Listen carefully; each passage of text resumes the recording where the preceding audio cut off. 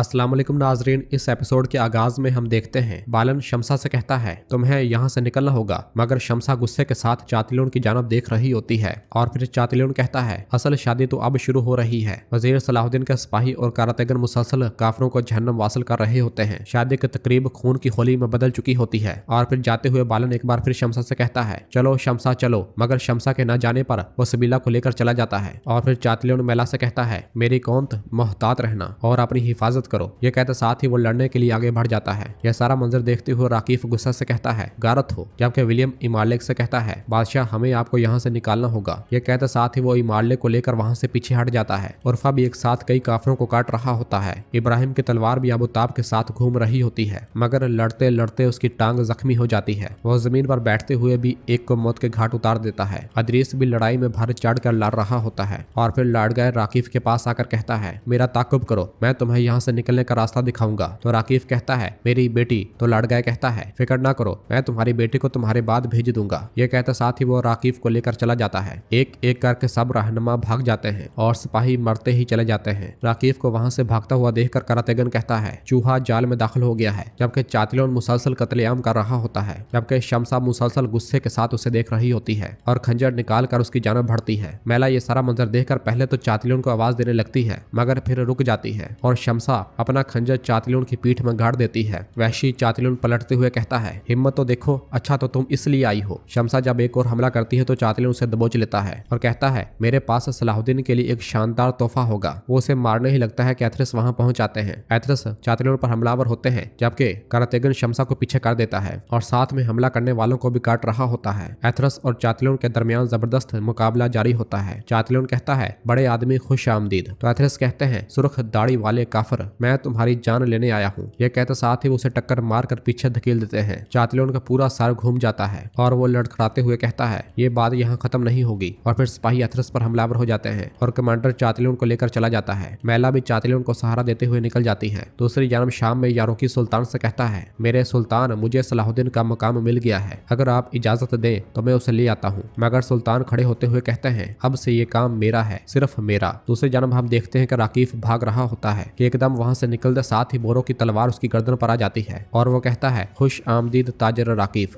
बोरो को देखकर राकीफ चौंक जाता है और कहता है तुम कैद खाने से कैसे निकले। यह सुनते साथ ही बोरो उस लम्हे को याद करता है जब ताजर अलीसा अपने साथी के साथ उसे बचाने आया था और वहां पर मौजूद दोनों सिपाहियों को मार गिराया था। जिंदान खोल दिया गया था और अलीसा ने कहा था हमारे पास ज्यादा वक्त नहीं है, हमें फौरन निकलना है, चलो। इन सब ख्यालात के बाद राकीफ कहता है शादी की तकरीब में तुमने सब कुछ तरतीब दिया। हाँ, तो बोरो उस लम्हे को याद करता है जब वजीर सलाहुद्दीन ने उससे कहा था पहले तुम खुद को कैद होने दोगे। तो बोरो ने कहा था मैं जानबूझकर कैद किया जाऊंगा, क्या ऐसा है? तो वजीर सलाहुद्दीन ने कहा था मेरे अंदर का आदमी अलीसा तुम्हें कैद खाने से निकालेगा। कैद खाने और शादी की तकरीब को जोड़ने वाला एक खुफिया रास्ता है। अलीसा तुम्हें उस खुफिया रास्ते पर ले जाएगा। महल में घुसने वाले मेरे सरदारान की मौजूदगी और शादी में होने वाली अफरा तफरी और राकीफ की फरार होने की वाहद जगह वो राहदारी है। राकीफ के उस खुफिया रास्ते में दाखिल होते ही तो बोरो ने कहा था मैं उस खुफिया राहदारी पर जाकर राकीफ को ले लूंगा। तो वजीर सलाहुद्दीन ने कहा था या उसे या उसके सर को। और फिर इस ख्याल के बाद बोरो कहता है अब कोई फरार नहीं है राकीफ। इसी लम्हे साहिरा वहां पहुंचती है। ये सारा मंजर देखकर बोरो की जानब बढ़ते हुए कहती है तुम्हारा यहाँ क्या काम है। और फिर राकीफ साहिरा को पीछे कर देता है और कहता है बोरो अगर तुम मुझे मार दोगे तो अपने साथियों को हरगिज नहीं ढूंढ पाओगे। तुम्हारे लिए कौन सी बात ज्यादा कीमती है, अच्छी तरह सोचो। और फिर बोरो सोच में पड़ जाता है। नाजरीन फिर इसके बाद हम देखते हैं कि हाल में सब कुछ उल्टा पुल्टा पड़ा होता है। वहां पर मौजूद तमाम सलीबी सिपाहियों को मार गिराया गया होता है। एथरस, करातेगन, शमसा और अपने साथियों को लेकर वहां से निकल पड़ते हैं और फिर लाडगाय वहां पहुंचता है और सिपाहियों के साथ उनके पीछे दौड़ पड़ता है। दूसरी जानब बोरो राकीफ से कहता है मैं अपने बहादुरों और जान से प्यारे साथियों को तलाश करने के लिए उनका भी सुराग ढूंढ लूंगा, जरूर ढूंढ लूंगा, लेकिन तुम्हारे पास अब लेने के लिए मजीद सांसें नहीं बची राकीफ। और फिर साहिरा तलवार निकाल कर आगे बढ़ते हुए कहती है बोरो ऐसा ना करो, मगर राकीफ उसे पीछे कर देता है और फिर बोरो कहता है चुप रहो चुप,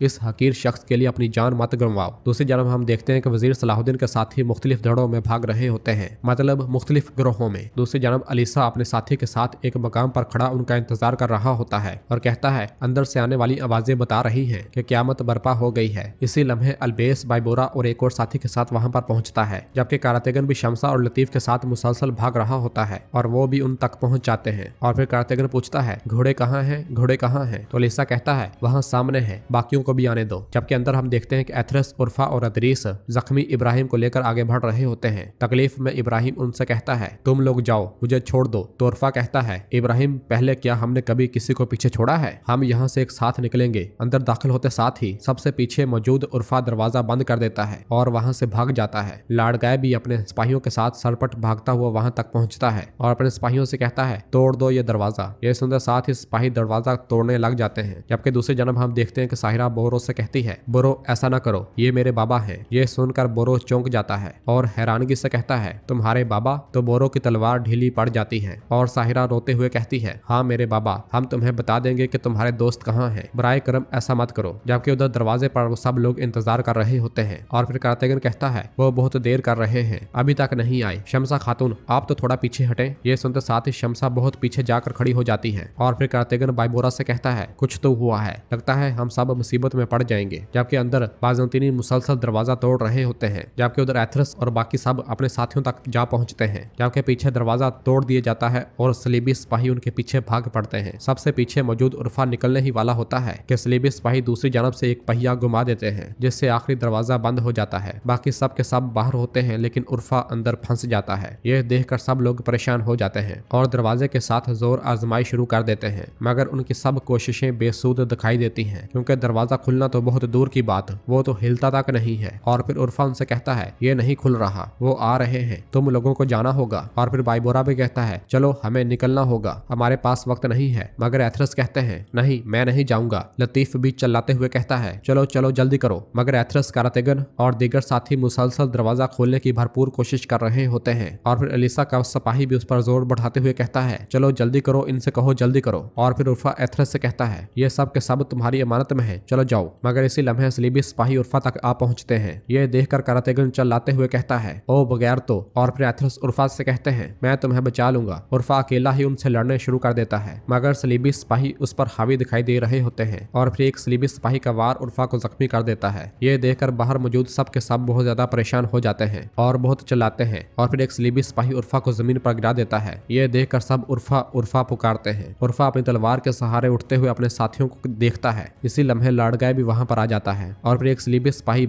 उर्फा की पीठ पर वार करके उसे जमीन पर गिरा देता है। ये देखकर सब चिल्लाते हुए कहते हैं नहीं नहीं नहीं। और फिर लाड़गाय सिपाही से कहता है ये दरवाजा खोलो। ये सुनते साथ ही सिपाही चले जाते हैं। अगले ही पल लाड़गाय आगे बढ़ता है और अपनी तलवार उर्फा के सीने में गाड़ देता है। ये देखकर एथरस रोते हुए अपनी आंखें बंद कर लेते हैं। कार्तिगन और बाकी सब की आंखें भी नम हो जाती हैं और फिर एथरस चिल्लाते हुए कहते हैं एक घटिया कमीनों। और फिर कार्तिगन उन्हें पीछे करते हुए कहता है अब चलो चलो हम सब मारे जाएंगे। मगर एथरस कहते हैं मैं अपने भाई को पीछे नहीं छोड़ सकता। उर्फा के मुंह से भी खून निकल रहा होता है। और फिर अलीसा आगे बढ़ते हुए कहता है चलो जो हो गया सो हो गया, अब हम सब के सब मारे जाएंगे, चलो जल्दी करो। और फिर सिपाही एथरस को भी पीछे कर लेते हैं और उनके भागते साथ ही एक सलीबी दस्ता उनके पीछे दौड़ लगा देता है। बाहर मौजूद दस्ते से लाड़गाय कहता है इन्हें फरार मत होने देना। और फिर चलाते हुए सिपाही से कहता है जाकर खोलो ये दरवाजा। तो सिपाही कहता है खोल रहे हैं जनाब, खोल रहे हैं। यहाँ के पास ही मौजूद उर्फा की सांसें थम जाती हैं। दूसरी जनाब वजीर सलाहुद्दीन बहुत ज्यादा बेचैन होते हैं। इसी लम्हे सुल्तान वहां तक आ पहुंचते हैं और गुस्से से कहते हैं तुम्हें दी गई मोहलत खत्म हो चुकी है। सलाहुद्दीन,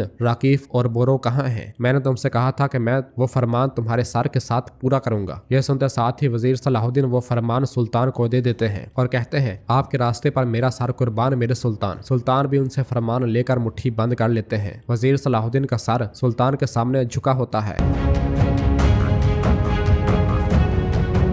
और इसके साथ ही एपिसोड भी इख्तिताम पजीर हो जाती है। नाज़रीन कैसी लगी आपको ये एपिसोड की कहानी? कमेंट में अपनी राय का इजहार लाजमी करें और जिन दोस्तों ने अभी तक चैनल सब्सक्राइब नहीं किया वो जल्दी से चैनल सब्सक्राइब कर दें और बेल आइकन यानी घंटी वाले निशान को भी प्रेस कर दें ताकि आने वाले एपिसोड आपको आसानी मिल सके। दुआओं में याद रखें। अल्लाह हाफिज।